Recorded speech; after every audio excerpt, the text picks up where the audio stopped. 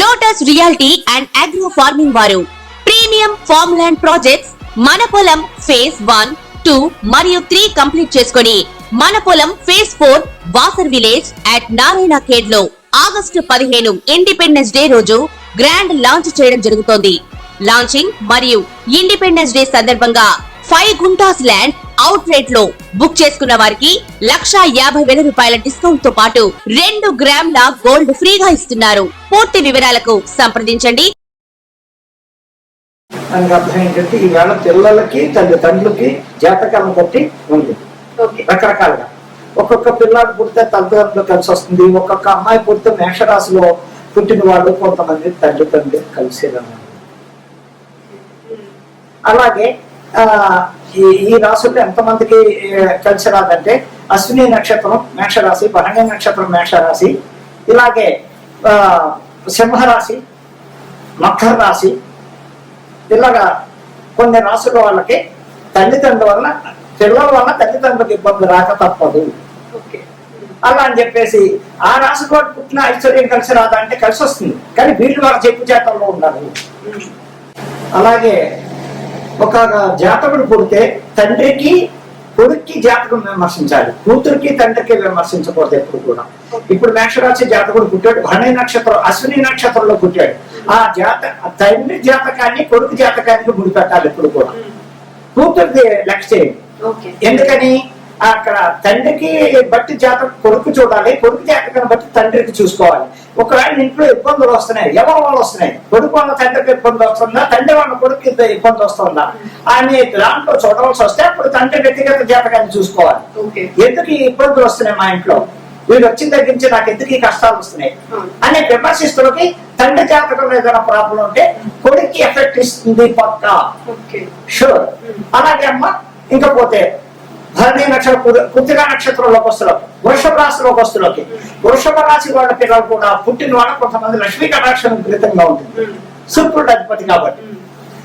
అలాగే వృషభ రాశిలో మగ పిల్లలు పుట్టినా ఆడపిల్లలు పుట్టినా కూడా ఆ ఇంటికి లక్ష్మీదేవి ఆడపిల్ల కన్నా ముందు పుడితే లెక్క ఏమిటంటే ఆ తల్లిదండ్రులు ఎంతో చక్కగా ఉంటారు, సంతానం సుఖ సౌఖ్యాలతో వర్ధిల్లుతూ ఉంటుందని అదొక శాస్త్రం. అలాగే అందులో కూడా తేడా పాఠాలు జరుగుతుంటాయి.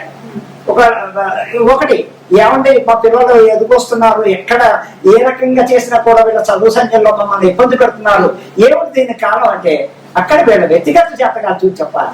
ఎలాగా నా కొడుకు ఎదుగు వచ్చాడు, చదవడు పెంకుదానంగా రోడ్ల మీద ఎదుగుతున్నాడు అంట్లోకి అక్కడ జాతకానికి వెళ్ళిపోవాలి.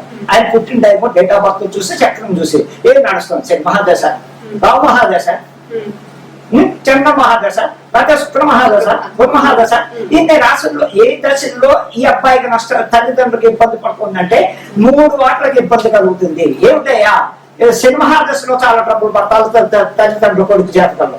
అలాగే రావు మహాదశ ఇంకా డబ్బులు పడతారు, ఆ అబ్బాయికి యాక్సిడెంట్లు అవ్వచ్చు, రకరకాల ఇబ్బందులు అవచ్చు, లేకపోతే వేరే వేరే ఎవరితోటైనా అమ్మాయిలతో ఇబ్బందులు వీళ్ళకి ఇబ్బందులు కూడా తీసుకురావచ్చు, లవ్ అఫేర్ లో పడవచ్చు, రకరకాల ఆ దశలు అలా ఏర్పిస్తూ ఉంటాయి తల్లిదండ్రులు. అందువల్ల కూడా తల్లిదండ్రులు క్షోభపడుతూ ఆ అబ్బాయికి తగిన దానికి చేయవలసిన జపాలు కానీ హోమాలు కానీ లేకపోతే తెలిసిన జ్యోతిష దగ్గరికి వెళ్ళి నా కొడుకు జాతకం ఏంటండి, దాని పరిష్కారం ఏంటి, రెమెడీ అనేది పాయింట్. అలాగే ఇక మిథున రాశి వచ్చేసరికి మిథున రాశి అంటే వృషభ నక్షత్రం అవచ్చు, గుణోత్సవ నక్షత్రం అవచ్చు, ఆరుద్ర నక్షత్రం. ఇందులో ఏ మిథున రాశిలో పుట్టినా సరే వాళ్ళకి పుట్టిన తల్లిదండ్రులకి ఎంతో అదృష్టం. ఆడ మగ ఎవరైనా సరే పుట్టుకలోంచి వీళ్ళు కూడా శ్రద్ధాభక్తులతో ఉంటారు, అల్లచెల్లరుగా ఉంటారు. ఎక్కడో 1000 పొక్కల్లో ఇద్దరు ఉంటారు కాదని, కానీ పూర్తిగా వీళ్ళు చదువు సంజయం మీద ఎక్కువ చూపిస్తారు. తల్లిదండ్రులు అంటే ప్రేమహత్యాలు చూపిస్తూ ఉంటారు. చెప్పినట్టుగా చక్కగా తల్లిదండ్రులకు అనుకూలమైన పద్ధతులు ఆడైన మొగైనా చక్కగా ఉంటారు. అలాగే కర్కాటక రాశి దగ్గరకు వస్తున్న పెంకితాను ఆడైనా మొగైనా తల్లిదండ్రుల మాట వినరు. చెట్టయితే అమ్మాయి ఇంట్లో చెప్ప చేయకుండా డబ్బులు వాళ్ళ చెప్పకుండా ఇంట్లో మడుగుపోవడం, రోడ్లు జొలాయిగా తిరగడం అనేక రకాలుగా జరుగుతుంటే కర్కాటక రాశి వల్ల కూడా తల్లిదండ్రులు విపరీతమైన ట్రబుల్స్ ఉన్నాయి. ఇకపోతే సింహరాశి, సింహరాశి మకా నక్షత్రం 4 పాదాలు, పుబ్బా నక్షత్రం 4 పాదాలు, ఉత్తర 1వ పాదం దాకా కూడా సింహరాశి. కానీ మకా నక్షత్రం సింహరాశికి తేడా, పుబ్బా నక్షత్రం తేడాలో మకా నక్షత్రం వాడు దారి లేదు. అక్కడ చాలా తీర్చలు చాలా పద్ధతి ఉంటాయి. అదే పుబ్బా నక్షత్రం సింహరాశి వస్తువులకి చాలా చండాలంగా ఉంటే పరిస్థితి. అంటే వాళ్ళ స్వతంత్రమే, ఎదుటి వాళ్ళ తల్లిదండ్రుల్ని పట్టించుకోరు.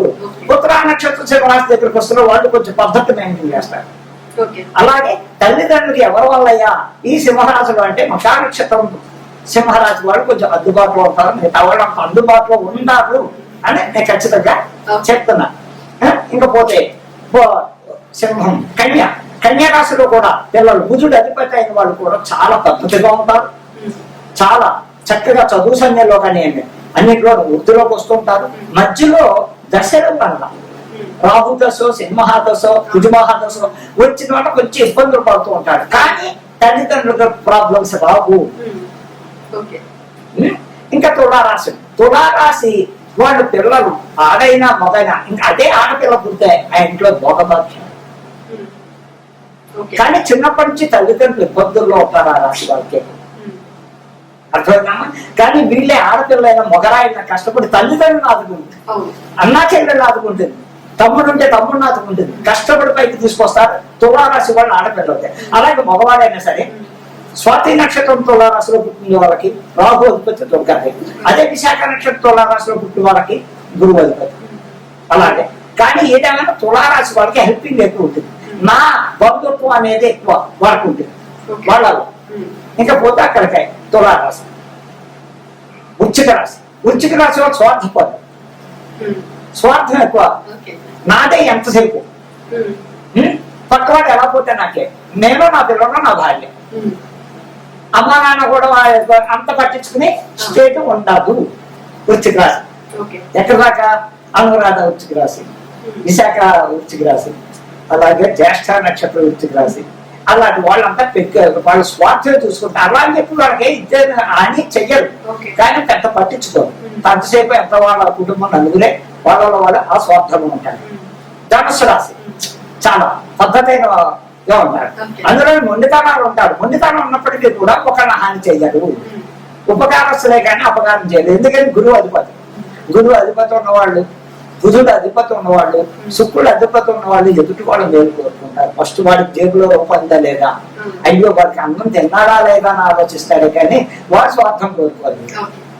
ఇలాగుంటుంది ఏమా. ఇంకా పోతే తల్లిదండ్రులకి వీళ్ళు కూడా బాగా ఉపయోగపడతారు, తల్లిదండ్రులకి ఉపయోగపడతారు. అలాంటి అదేంటంటే మాకు తెలిసిన వాళ్ళు చాలా మంది ధనుసు రాశి వాడు వాళ్ళ అమ్మని ఇబ్బందులు పెడుతున్నారు, నేను ఎంతో మందిని చూసేవాళ్ళు అంటే అనొచ్చు కాదని నేను దానికి అక్కడ పాపం పిల్లలకో తల్లిదండ్రులకో దశలోనో ఎందులోనో ప్రాబ్లం వచ్చినప్పుడు అప్పుడు తప్పకుండా ప్రాబ్లం అనేది వస్తుంది, వచ్చి తీరుతుంది. అలాగే ఇంకా మకర రాశి అధిపతి శని, వాళ్ళు ఎలా ఉంటారంటే మొండి జగమ్మండి, వాళ్ళే కానీ శ్రవణ నక్షత్రం మకర రాశి, ధనిష్ట నక్షత్రం మకర రాశి, వీళ్ళంతా పూర్వాషాఢ ఉత్తరాషాఢ నక్షత్రం మకర రాశి వాళ్ళు వీళ్ళంతా ఎలా ఉంటారంటే మొండి జగమ్మండి. వాళ్ళ చూస్తేనే అమ్మ చెప్పింది నాన్న చెప్తారు, ఇంకో లెటర్ వాళ్ళు అనుకోవడం అయిపోవాలి. అక్కడ ఏదైనా వీళ్ళ తప్పు చేసి కూడా వాళ్ళ అమ్మ మీద నాన్న మీద అడుగుతారు, నీ వల్లే మాకు వచ్చింది, నేనేం తప్పు చేశానని అంటారే కానీ వాళ్ళు నిజగొప్పుకోరు. అలాగే కుంభరాశి శతభిషం కుంభరాశి, ఉత్తరాభద్ర కుంభరాశి, ఇందులో కూడా శతభిషం కుంభరాశి వాళ్ళు కూడా మాక్సిమం తల్లిదండ్రులకు ఉపయోగపడే వాళ్ళు చాలా మంది ఉన్నారు, నోరెత్తకుండా ఉన్న వాళ్ళు ఉన్నారు. కొంచెం ఇదిగా కానీ సెటిల్మెంట్ లో నెంబర్ 1 స్థానంలో ఉంటారు. శని నడుస్తున్నా, రాహు నడుస్తున్నా పొజిషన్ లో బాగుంటారు, వ్యక్తిగతంగా ఆలోచిస్తే పొజిషన్ లో బాగుంటారు. అలాగే ఇంకా మీనరాశి దగ్గరకు వస్తున్నారు చాలా మెత్తగా ఉంటారు, అతి తెలుగుగా దెబ్బ కొడతారు, మంచిగా ఉంటారు, తెలివిగా ఉంటారు, ఎక్కువ ఎవరితో మాట్లాడరు, సైలెంట్ గా ఉంటారు, వాళ్ళు చేసుకోవడం వాళ్ళు చేస్తారు. ఇంటికి వస్తారు ఏం జరిగిందో దగ్గర నవ్వుతూ ఉంటారు, మనం ఏదో అనుకుంటున్నాం ఇంట్లో వ్యక్తులకు లేదే విధంగా. కానీ వాళ్ళ వల్ల కూడా తల్లిదండ్రులకి మంచి జరుగుతుంది కానీ కీడు జరగదు. ఇదమ్మా 12 రాశుల్లో వచ్చిన తల్లిదండ్రులకి కొన్ని రాశుల వల్ల ప్రాబ్లం, కొన్ని రాశుల వల్ల లాభాలు ఉన్నాయని ఖచ్చితంగా నేను ఛాలెంజ్ చెప్తున్నాను. సింహరాశి వాళ్ళకి పిల్లలు అదే మఖా నక్షత్రంలో పుట్టిన వారికి సింహరాశి పిల్లలకి తల్లిదండ్రులకి ఎంతో లాభం. అలాగే పుబ్బ నక్షత్రంలో సింహరాశి కూడా తల్లిదండ్రులకు లక్ష్మీ కటాక్షం విపరీతమైన ఉచ్చస్థితులు కడతారు. ఉత్తరా నక్షత్రంలో కూడా ఒకటో పాదం సింహరాశి వాళ్ళు కూడా ఉత్తమైన. ఎలాగంటే మఖా నక్షత్రం సింహరాశికి అధిపతి కేతువు, సూర్యుడు సూర్యభాగం. అలాగే పుబ్బ నక్షత్రానికి సూర్యుడు శుక్రుడు లక్ష్మి కదా. అలాగే ఉత్తరా నక్షత్రం సింహరాశికి బుధుడు సూర్యుడు అది వాళ్ళు మంచి స్టేజ్లో ఉంటారు. ఓకే, మరి సింహరాశి వారు ఎలాంటి రెమెడీస్ చేసుకుంటే బాగుంటుంది అంటారు ఒకసారి? సింహరాశి వారు వినాయకుడిని సూర్య భగవాన్ని బాగా కొలవాలి. ఎవరు మకర నక్షత్రం వాళ్ళు. అదే పుబ్బ నక్షత్రంలోకి వస్తులో సూర్య భగవాన్ని లక్ష్మీదేవిని బాగా కొలవాలి. అదే ఉత్తర నక్షత్రం ఒకటో పాదంలోకి వస్తులోకి వినాయకుడిని సూర్య భగవాన్ని బాగా కొలవాలి. దాని వల్ల ఎన్నో ఉత్తరమైన ఫలితాలు ఉంటాయి.